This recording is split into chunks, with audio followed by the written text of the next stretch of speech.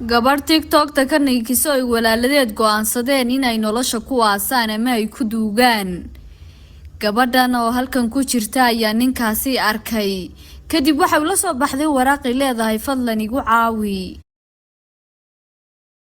Waxaan arkay laba nin oo dhulka qodaya markaasina raba inay gabadha aasaan. Markaas ayuu yimi markaasuu yiri muxuu ahaa meydkani. Markaas ayuu yiri ma ogtiin in la joojiyay xabaalaha goobtan. Lamana ogolayn wax lagu aaso. Nimankana waxay leeyihiin meyd ayaan ku aasi rabnaa. Iyagoo markaas ka qarinaya inay aasayaan qof nool. balse ninkan sidoo u badbaadiyay gabadhan waxa uu yiri halka lama ogola waan la joojin dadka lagu aaso hadii la ogaado inaad wax ku aasteen waa la idin xiri doonaa xabaalo kale ayaa jira oo la ogol yahay dadka kaas ku soo aasa markaas ay iyaguna leeyihiin meydkan ma qaadi karana anaga waxaan go'aansanay in gurigeenu meeshan ka dhawaan halkan ku aasno isaguna si kasta wuxuu sameyn lahaa sidoo u baajin lahaa waxaan u maleynayaa sidii in gabadha la soo afduubtay oo kale ama ay ku jirto halis balse waa walaaladeed waxay go'aansadeen inay aasaan waxay leeyihiin meel ma geenin halkan ayaan ku aasanaa inkastoo uu mid rabo inuu fogeeyo si aan loo fahmin balse mid ayaa ku adkeysanayeen bartan lagu aaso ninkana gabadhii ayuu u soo noqday kadibna waxa uu arkay gabadhii noosha waxay leedahay fadlan i caawi i badbaadi anigoo nool ayay rabaan inay igu aasaan nolosha markaas ayuu yiri waayahay aniga ka badbaadinayo ka jeedinaye baxso intaan la hadlayo kadib yagiyo meesha wada hadlayo ninkii ku soo noqday wuxuu yiri waxaan hayaa xabaalo kale kaasoo la ogol yahay dadka inay ku aastaan sidoo kale lagu aasi karo qof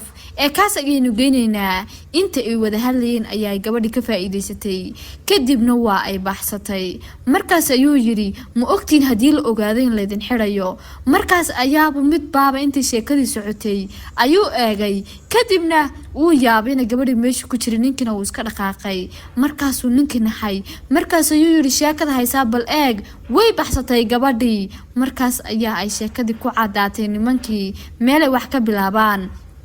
gabadhina aad ayay u soo carartay kadib waxay u soo noqdeen maraday gabadha ku xidhxidheen mise waa iska furtay kadib waraaqay ka heleen oo ay ku qoran tahay caawi waxana ogaadeen inuu ninkan uu wuxuu sheegayay ee ahayd sir taasi oo uu rabay inuu ku jeediyo nimankan say gabadha u baxsato kadib gabadhi way soo carartay inta itaalkeeda ah siday u socotay waxay ka soo horbaxday ninkii badbaadiyay markaas ayay tiri maxaan sameeyaa biliisi caawi si aan uga badbaado nimankan markaas uu yiri nimanku maxay yihiin waabay soo socdaane markaas ayay tiri nimanku waa walaalahay waxana igu haystaan inaan buraha bulshada soo galay anigoo neekinaya ma ciyaaraya waxana rabaa in nolosha igu duugaan kadib ayuu yiri way adag tahay arintan waa arin qoys ee baxso aan waxba ma ku qaban karo markaas ayaa ay arkeen ninkii kadib gabadhina intii inay dhuumatay isku dayaysa ninkii bay ku yiraahdeen adiga ayaa gabadha badbaadiyay adiga ayaana soo bixiyay Soomaha waa ina sheegtaa hadii kale adiga ayaa u dhimanaya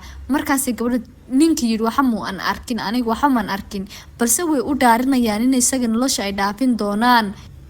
kadib way iskaga tagayaan markay in badan la hadlaan waxana isku dayeen inay gabadhii raadiyaan hadaba waxa jira dad badan oo gabdhahooda u ogoleen social media inay soo galaan hadii ay soo galaan ay waxun dadkooda kala kulmi karaan mana u fiicna gabadha dhaqan ahaan waxaan fiicnayn hadii aanay haynin in social media ay ka dhex qabato taasi oo iyada sharafteeda iyo ehelkeeda ba u dhimi karta daawadada